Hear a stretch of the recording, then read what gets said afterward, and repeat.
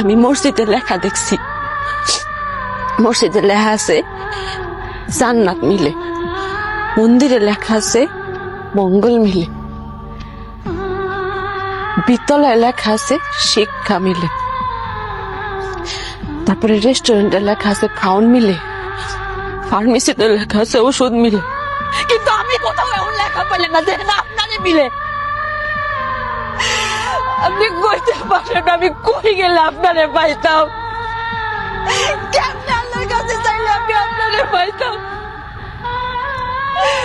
কি দোষ